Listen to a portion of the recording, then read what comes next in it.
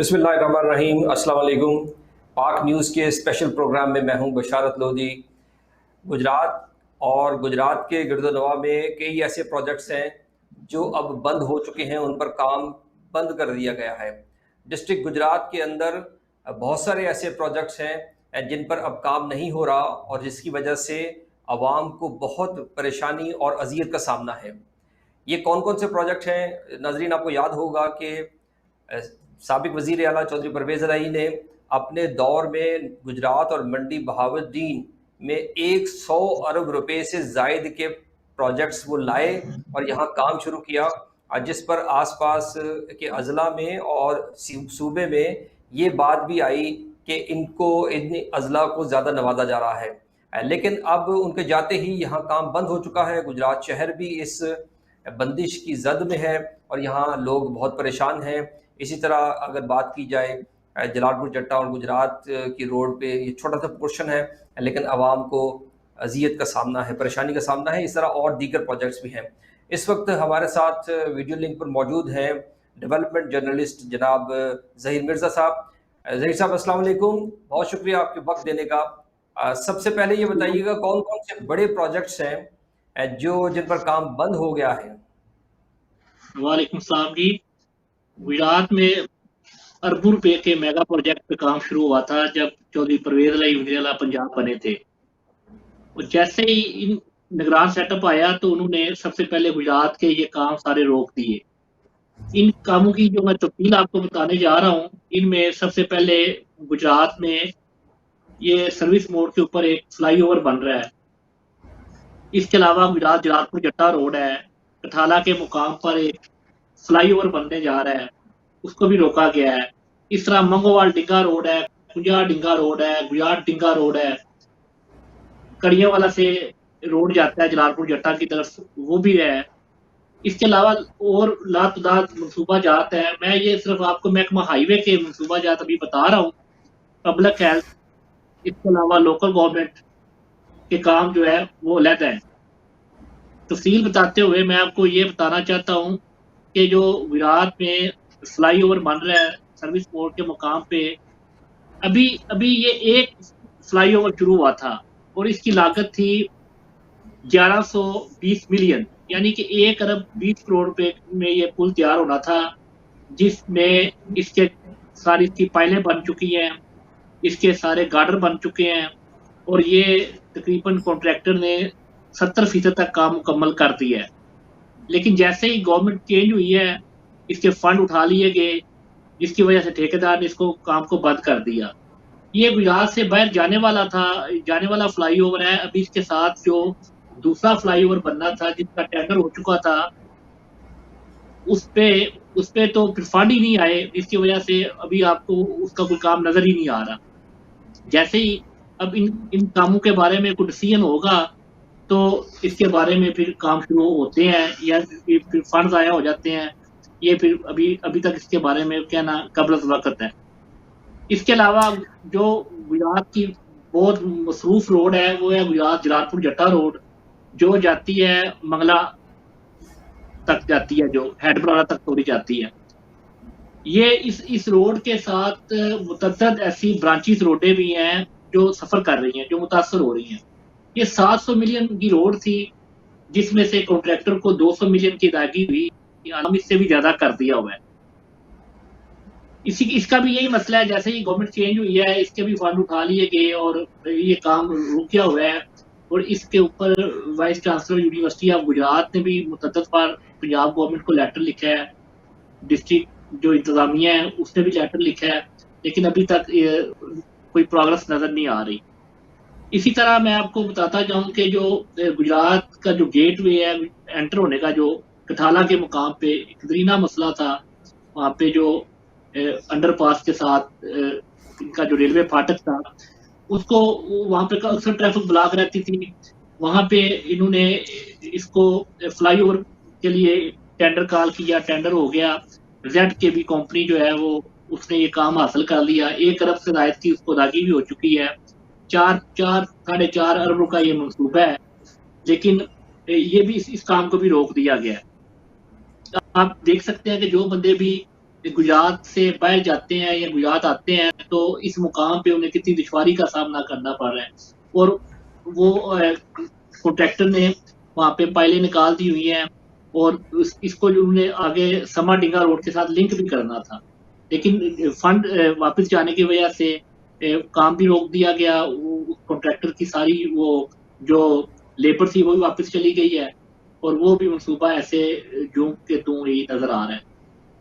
मैं आपको मजीद बताता जाऊं, ये इसके साथ जो है एक और बड़ी अहम रोड थी गुजरात डिंगा रोड, क्योंकि गुजरात से जाने वाली तमाम रोडें चौधरी परवेज लाई ने इनको वन वे कर दिया था।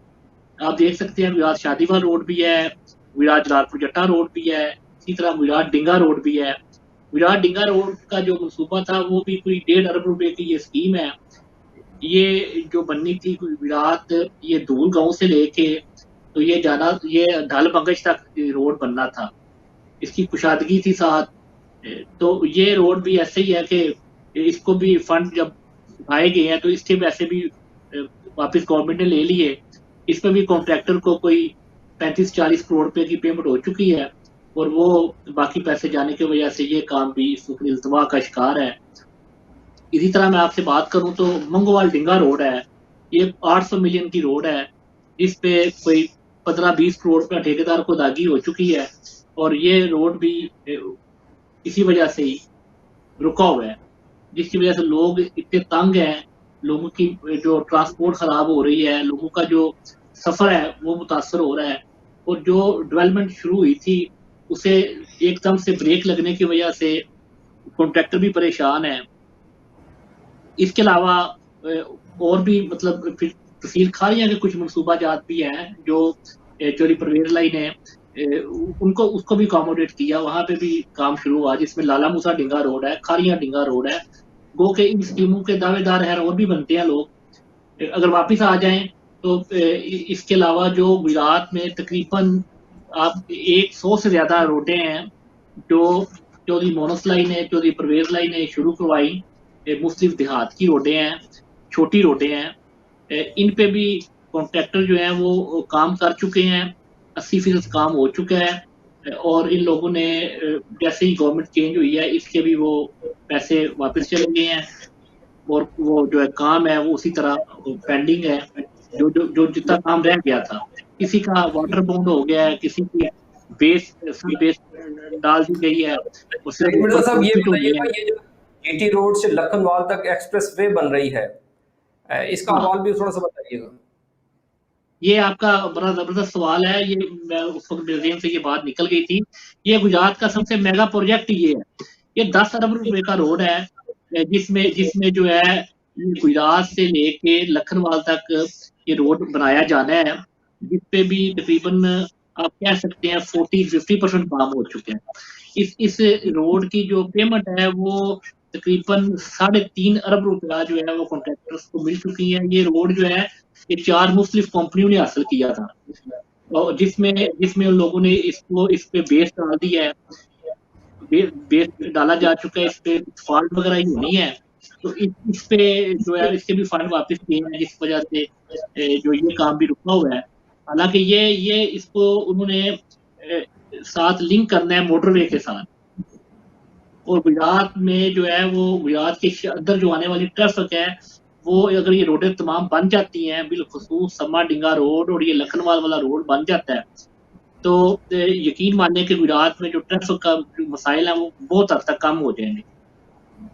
अच्छा ज़हीर मिर्जा साहब, ये बताइएगा, क्या ये सारे काम फेयरली अवार्ड हुए ठेकेदारों को? जिस तरह बिडिंग ओपन होती है उस तरह दिए गए, शफाफ तरीके से हुए, या इसमें कोई फिशी था, कोई गड़बड़ थी? क्योंकि अब हमारी तला के मुताबिक इंक्वायरियां चल रही हैं और वो सारे एक्सीएन और वो सारे ऑफिसर्स जो उस वक्त जिम्मेदार थे और कई ठेकेदार भी इंक्वायरियां भुगत रहे हैं। इंक्वायरियों के मुतालिक थोड़ा सा बताइएगा।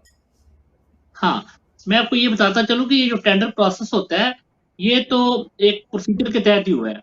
इसमें अगर कोई कॉन्ट्रैक्टर बाहर बैठ के मैनेज करके आ भी जाता है तो उसको ना एक्सीएन रोक सकता है, ना कोई और हायर अथॉरिटी रोक सकती है। तो प्रोसेस तो बिल्कुल ठीक हुआ है। उसके बाद इस पे फिर जब जैसे गवर्नमेंट चेंज हुई है तो निगरान सेटअप आया, तो चूंकि गुजरात ही ज्यादा फोकस था यहाँ डेवलपमेंट हो रही थी, गुजरात और मंडी माहौल थी। तो सबसे पहले गुजरात की डेवलपमेंट के ऊपर इंक्वायरियां शुरू की गई। पहले मरले में जो है वो महकमे की तरफ से टीमें भिजवाई गई, फिर CMIT भी यहाँ पे आया, उसके बाद एंटी करप्शन की इंक्वायरियां भी चल रही थी, नैब ने भी रिकॉर्ड लिया। लेकिन ये मैं आपको बताऊं कि अभी तक इंक्वायरी से निकल कुछ नहीं सका।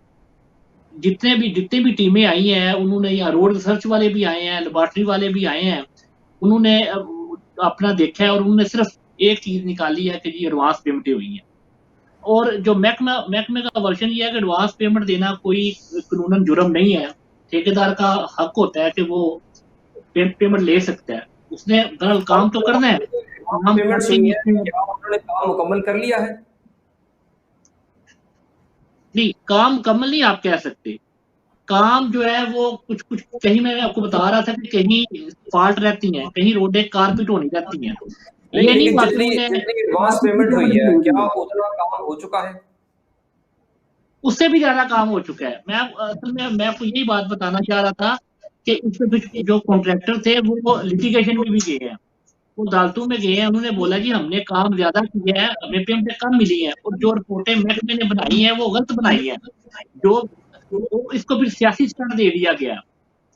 कॉन्ट्रैक्टर का ये कहना है कि ये सिर्फ चूंकि गुजरात चौधरी परवेज लाई का जिला था, यहाँ पे जो काम हुआ है वो सिर्फ महकमों के ऊपर ये दबाव था कि कुछ ना कुछ निकाल के लाया जाए, हालांकि यहाँ से निकली कोई चीज नहीं है।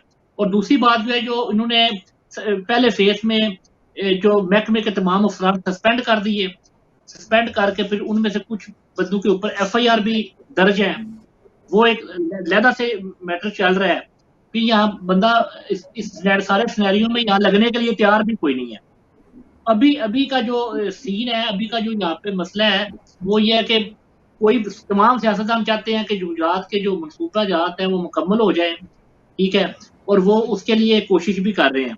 लेकिन महकमा चाहता है, महकमे के अंदर इंक्वायरियां जो है वो, हालांकि उनसे निकला कुछ भी नहीं है, लेकिन वो इंक्वायरियों की वजह से अफसरान भी डरे हुए हैं, यहाँ लगने के लिए तैयार कोई नहीं, यहाँ काम करने के लिए तैयार कोई नहीं।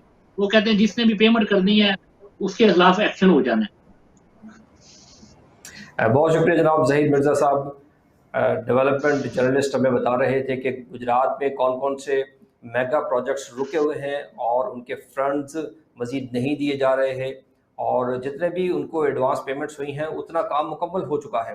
अब ये जो गवर्नमेंटों की अपनी पॉलिटिकल कंसिडरेशंस होती हैं और खींचातानी होती हैं, इससे आवाम को बचाया जाना चाहिए। आवाम अजियत का शिकार हैं, परेशानी का शिकार हैं, क्योंकि सड़कें उधड़ी पड़ी हैं और डेवलपमेंट के काम की वजह से कोई डाइवर्जन नहीं है, और वो सारी की सारी जो परेशानी है वो आवाम के लिए है। आवाम की परेशानी इनका मदावा होना चाहिए, कंपनसेशन होनी चाहिए और आवाम को रिलीफ मिलना चाहिए, और ये सारे के सारे डेवलपमेंट काम, क्योंकि डेवलपमेंट के ऊपर कोई पॉलिटिक्स नहीं होनी चाहिए।